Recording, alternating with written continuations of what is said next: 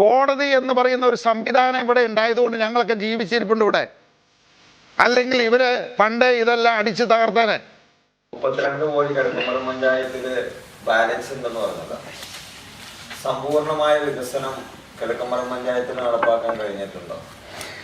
ഇതില് നമ്മളെല്ലാവരും വിചാരിക്കുന്ന 5 വർഷത്തെ ഭരണം കൊണ്ട് ഈ ലോകത്ത് അമേരിക്ക ഭരിക്കുന്ന ട്രംപിന് സമ്പൂർണ്ണ വികസനം നടപ്പിലാക്കാൻ പറ്റുമോ? ഈ ലോകത്ത് മനുഷ്യർക്ക് സാധിക്കുമോ? അങ്ങനെയാണെങ്കിൽ 5 വർഷം കഴിയുമ്പോൾ തെരഞ്ഞെടുപ്പില്ലാതെ ക്ലോസ് ചെയ്ത് നമുക്ക് എല്ലാവരും തീർക്കാമല്ലോ. ഏതെങ്കിലും രാജ്യത്ത് നടന്നിട്ടുണ്ടോ? വികസനം എന്ന് പറയുന്നത് ഒരു കണ്ടിന്യൂസ് പ്രോസസ്സാണ്. മനുഷ്യരുണ്ടായിരിക്കുന്നിടത്തോളം കാലം ആ പ്രോസസ്സ് നടക്കും. ഒരിക്കലും ഒരാൾക്ക് 5 വർഷം കൊണ്ട് ഭരണം പൂർത്തിയാക്കാൻ സാധിക്കില്ല, ഒരു പാർട്ടിക്കും സാധിക്കില്ല. അങ്ങനെ ഉണ്ടെങ്കിൽ ഈ പറയുന്ന പാർലമെന്റ് തെരഞ്ഞെടുപ്പ് ആവശ്യമില്ല. 5 വർഷം കൊണ്ട് ക്ലോസ് ചെയ്യുക. ഇനി എന്തിനാണ് തെരഞ്ഞെടുപ്പ്? അവിടെ ആളുകൾ ആവശ്യമില്ല, സമ്പൂർണ്ണമായല്ലോ. എന്തിനാണ് നിയമസഭാ തെരഞ്ഞെടുപ്പ്? എന്തിനാ പഞ്ചായത്ത് തെരഞ്ഞെടുപ്പ്? എന്തിനാണ് അമേരിക്കയിൽ തെരഞ്ഞെടുപ്പ്? എന്തിനാ ട്രംപ് വീണ്ടും അധികാരത്തിൽ വന്നിരിക്കുന്നത്?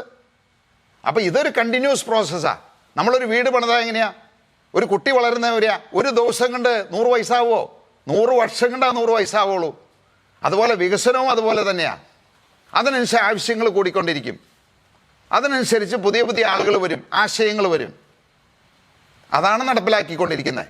ഞങ്ങളിവിടെ നടപ്പിലാക്കി തരാം, ഏറ്റവും നല്ല വികസനം നടപ്പിലാക്കി തരാം. രാഷ്ട്രീയം ഞങ്ങളെ മാറ്റി നിർത്ത്, ഞങ്ങളെ സ്വതന്ത്രമായിട്ട് പ്രവർത്തിക്കാനായിട്ടുള്ള സ്വാതന്ത്ര്യം തരട്ടെ. ഈ രാഷ്ട്രീയ ഇടപെടലുകൾ മാറട്ടെ.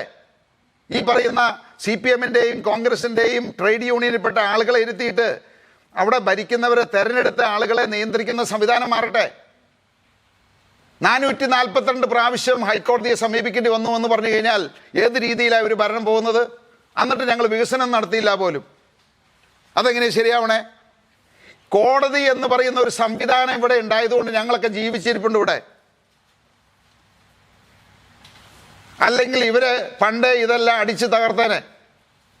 ഞങ്ങൾക്ക് ആകെയുള്ളൊരു രക്ഷ അത് മാത്രമാണത്. കഴിഞ്ഞ 10 വർഷമായിട്ട് എത്രയോ കേസുകൾ കൊടുക്കേണ്ടി വന്നു.